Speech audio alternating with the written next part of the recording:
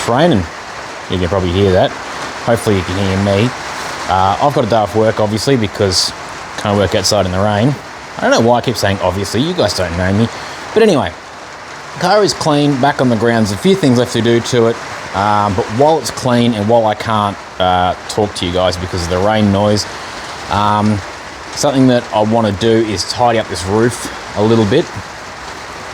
Now, I should sand it back, spray it properly, but if you know anything about painting, you'll know that blue is very expensive and very hard to work with. This, you can see the difference in colour between even like there and there. This is faded, you know, if you have a look at that colour there versus that colour there, like that's not, it is sort of a light thing, but that is definitely fade. So repainting the roof is not going to match at all, and I need to come down here as well. So I'd need to probably redo like the whole side of the car to try and blend it in. Not willing to do that. Not even willing to repaint the roof really, because it's very expensive, and I'll only make it worse because I absolutely suck at painting. I am the worst at painting. So I am going to do a bodgy fix, which works, sort of, and I am just going to wet sand it and re-clear. Now the paint underneath is okay-ish. Not much you can do about it. You can't polish it because the paint won't stick properly. It needs to be scuffed. And if I hit this with sandpaper, it will wear through because paint itself is actually quite soft. It's your clear coat, which is hard. So the clear coat is your protection on 2-pack cars. This will sand through super easy. This will actually take quite a bit of sanding. So you have to be very, very careful on the edges that you don't burn through the paint, because if you burn through the paint, you'll show undercoat, and that will show in your final colour. But these edges obviously need to be knocked down so they're super smooth, otherwise you will see an edge there. If you care about that. I honestly don't really care because no one's really going to be looking at the roof. All photos of race cars you'll see are taken from sort of this angle. So I just want it when people are around the car, it doesn't look as bad as it does. So I'm going to wet sand the roof, wet sand this. I'll probably re-record this intro when it stopped freaking raining. But anyway, I'll put you up on a time lapse and we'll see how this turns out.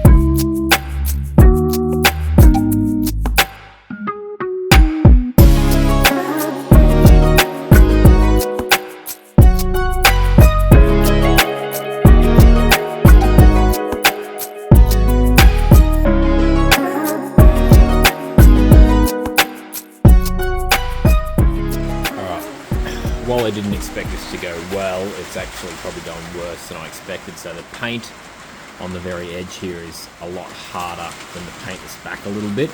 So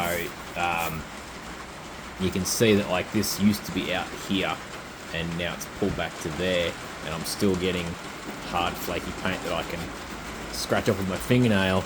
And what is actually happening is that when I'm trying to feather this edge in, it's actually sanding through back here, and you can see I've hit primer in a few spots Over here, I'm just trying to avoid that because this, obviously being a more visual part of the car, I want to be better. So I'm probably just going to leave that hard edge there. I've hit it with a razor blade and got all the dry flaky paint back, but I'm just going to spray over that edge so that I don't ruin this side of the car. Having an edge there is going to look better than you know, having sanded through spots, because the primer here isn't black like that. It's a much lighter colour, so it's very visible. I actually sanded through here. I've just got a little bit of blue paint and touched it up. I'll just give that a quick sand. So yeah, it's going to look terrible, but I mean, the saving grace of it is it doesn't matter like what I do up here. I'm not going to ruin anything, and I can always sand it back and do it properly later. I just had a look, and I probably do have enough paint to do it, but I really just don't want to. I'm not a good painter, and I honestly think that just clearing over what I've got here is going to look better than anything that I do. So I also don't have enough clear to be able to blow a coat on this. So I'll push this back outside, wash it all off, and get it ready to paint, and then I'm going to have to make a trip out to a paint store, which I don't even know where one is. So let's do it. Alright, so I just shot some acrylic clear just in this spot here to see how this was going to come out with this haziness, and it's going to look like shit. So I went and got clear coat, and it was $60, and I probably will have leftovers from this, but you know, even $40 is a lot of money to paint this and have it come out looking like that. So obviously this can't be saved. You probably saw in the time lapse, I actually had better luck like picking this up with a scraper. The drama I'm having is that the clear coat is just so much harder than the paint. You can see there I've gone through to the primer. I have a feeling this roof has been painted before, because it's got this weird thing going on here where, I don't know if you can see it or not, but there's like no paint on the back there. You can probably see it better from the top actually. See how it's just gone under there. So I don't know what that is. I've not seen that as a factory option before. Oh look, there's a better view of it. You can see it's even rusty down there. So I might take the hatch off. I'll roll in here a little bit. I'll do a hard tape line down in the channels. I've got enough blue. I have a feeling my dodgy paint job is going to look better than this. Here, I'm probably going to live with that line. You'll be able to see it, but either way, I've got to take this acrylic off because I can't spray 2K over it, because they don't work well together. So if you don't know paints, 2K was sort of made for automotive. You've got your regular acrylic paints, which are all in one. So color, sheen, UV protection, hardness, everything's all built into one. 2K splits it up into 4 different products.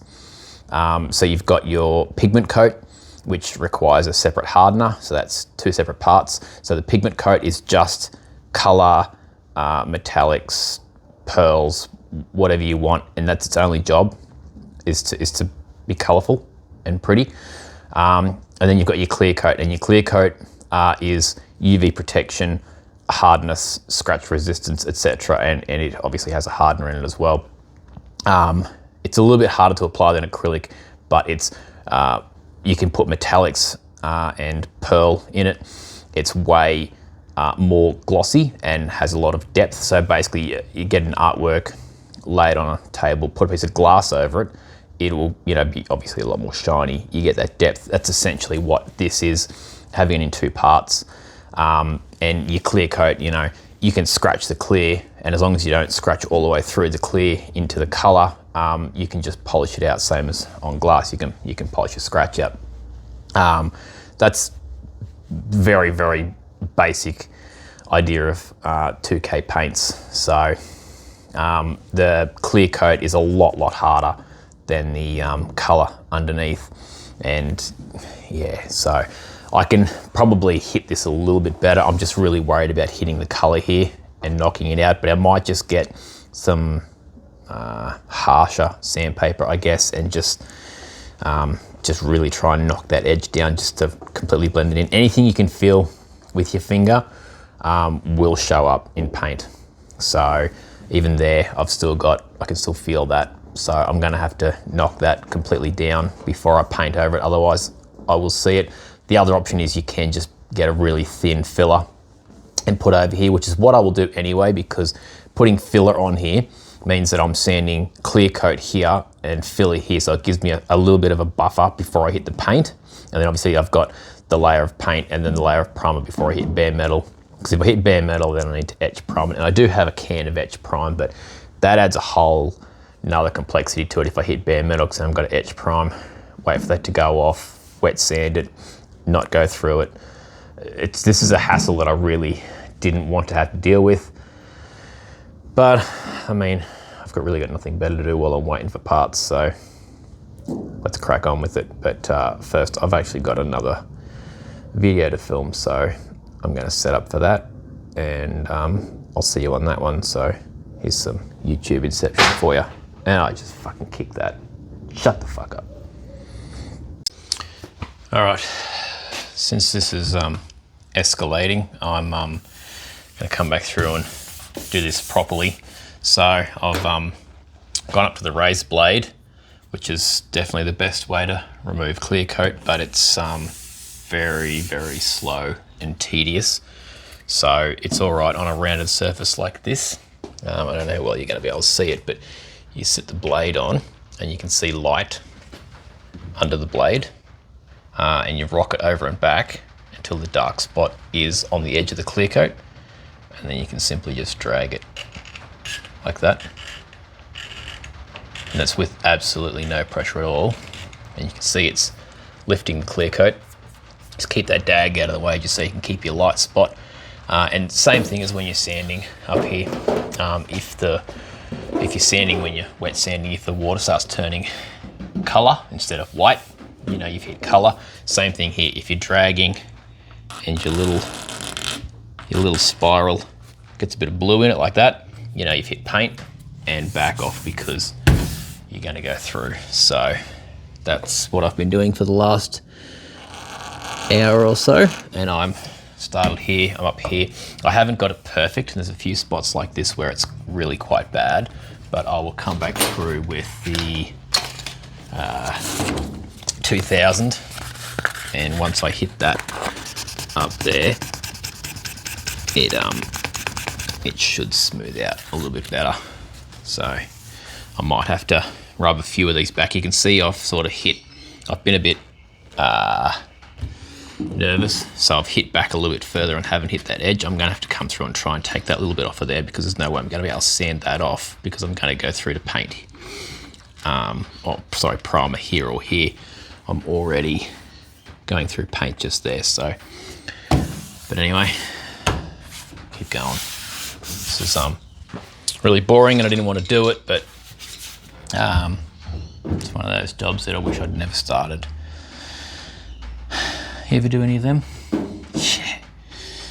Yeah, tell me what, I've already procrastinated long enough and found that there was a bracket hole in the power steering line in the wrong spot, so I moved that and cut myself up on the engine. So,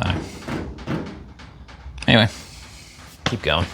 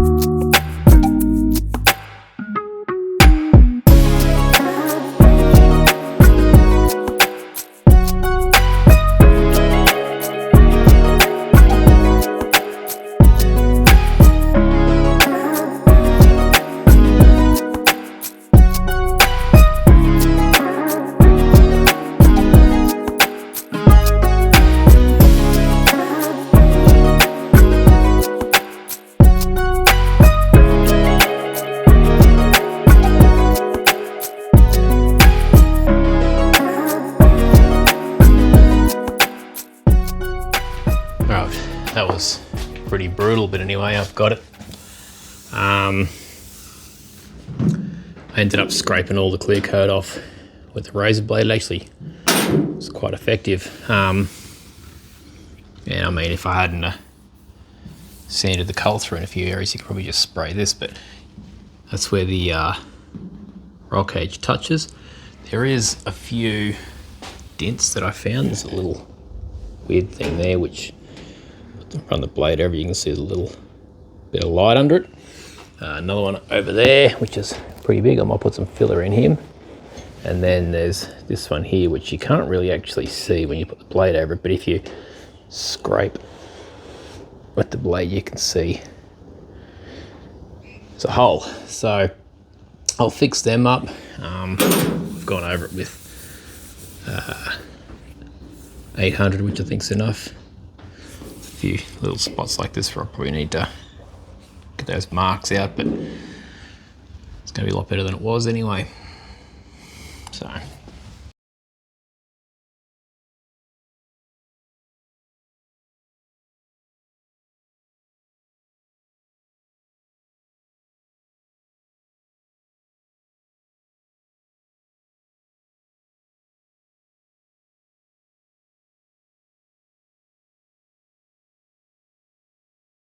All right, we got the Merv tent set back up again. Now it's been several weeks since I filmed the first part of this video because it's just had terrible weather. I got a window this morning where it was good and I missed it, and now it's turned to shit again. As you can tell by the wind, it's pretty nasty. So I might just pull the car back a little bit, pull that door down a little bit more, get some more light in here. I'm sick of waiting. I'm just going to shoot. It's not going to be a great paint job anyway. It may as well be full of trash as well. Now, I should be priming this because I've got multiple colours, or at least running a sealer over it. I'm not going to do that, so I'm just going to fog in the areas of different colour first, let that flash off for 5 minutes. Then I'll spray my base coat, probably 2 coats, 15 minutes in between. And it's mostly blue, so hopefully it comes out all right. There might be some tiger striping, or there might be some blemishes that show through. There will definitely be orange peel in it, but that's what you get. So, got the air compressor, which isn't big enough. I got the $15 spray gun, which is way too cheap. You can't get $15 spray guns anymore. Actually, they've gone up to like $60 now for the cheapest ones you can get in Australia. At least unless you buy them online. So I actually pinched this one from work, so I owe them $15. So I get some blue mixed up, whatever I've got. Borrow some of my clear hardener. Hopefully the cans are similar coloured, so hopefully they are compatible. And we'll see what chaos we can create here.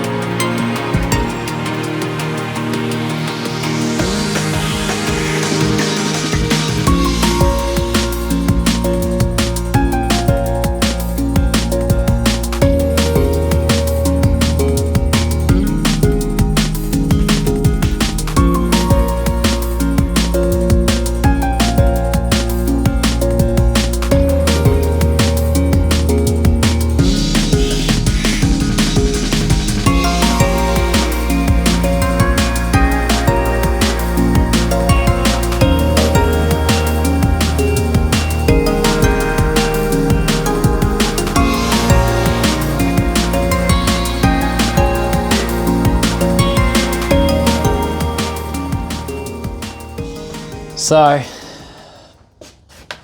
I don't know how I feel about this. Yeah, I don't know. I don't know. I don't know if it's better or if it's worse. From this angle here, there's terrible, terrible tiger striping, and it looks just god awful. But you know, it's sort of only when you're close and at the wrong angle. From over here, which is the driver's side, which is where I'm going to be spending more time, it's pretty decent. There's a lot of trash in it, obviously, because it was in the shed and it was very windy. From the back, it actually looks freaking great. And if it all turned out like this, I'd be super stoked. This is probably my best work ever. But unfortunately, it doesn't look all like that. So yeah, I'm very conflicted. I knew that there was going to be a really bad color match on it. This was leftover blue paint from my other car, which I, if you remember me saying it was a COVID lockdown thing, I just decided to paint some damage on it. And this is actually Blue Recife, which is a 307 color. This is a GM Blue, which is a 206 color. Whether they're different or not, I'm pretty sure they're both exactly the same. This is just fresh paint, and this is old, faded, 25-year-old paint. So, yeah, but I expected that, and I knew it. That's why I came all the way into here, because there's a black trim that runs along there, which you'll still see the color difference. But, remember, this always looks like trash. It just looks like different colored trash. So this was what I was going to do on the whole car. Well, sorry, not on the whole car, but on the whole roof and over, was just going to knock the transition between the peeling clear coat off and then just spray clear over the top. And this came out all right. Like, yeah, it looks terrible, but it already looked terrible. This is better than what it looked previously. There's a few razor blade scratches and stuff in it, but this was never going to be good. And I'm way happy with this. It's stopped the clear coat from continuing to peel. It's protected this from fading worse, and this cost like $30 if I had it done over the whole thing, because it was $60 worth of clear and I used half of it. So for $30 and, a day's work, this would have been good. Unfortunately, I sanded through the color in too many places to be able to salvage that. So I had to put blue paint on, and that kind of was my downfall. And I knew it was going to be. I knew it was never going to be great. So, yeah, this was what it looked like everywhere. Don't worry about this, little guys. It's just a sticker, which I will replace, and that'll come up to here. I probably should have blew this in while I was going, because this is the only piece of scutter on the car now, and I'll have to fix that. There is still a little bit of work to do. I'm going to wait for this to go off completely, give it another couple of weeks, and then I'll sand the whole thing down with 2000, get rid of all the dirt nibs in it, and then polish it out. That may help, it may not. I also need to get my blend here. You can see my dry blend. I need to sand and polish that in. There's a tiny little run here, which is kind of a good thing, because I'll show you how to get rid of that run. And then this ugly spot here, which I just blew some clear over. I probably should have cleared all the way down to here and blended it along the bottom of the window line, but hindsight's 2020. But yeah, I need to get the edge of this blended in with just some 2000 and some polish. So yeah, I don't know. Let me know. Is it better or worse? If I remember, I'll put a picture up here of what it looked like. And yeah, let me know if the bad color match and the tiger striping is better than the peeling clear coat or not, because I honestly can't tell. So anyway, that's enough procrastinating and enough misery out of me. I need to move on to other things. So thanks for sticking with me. Let's do it.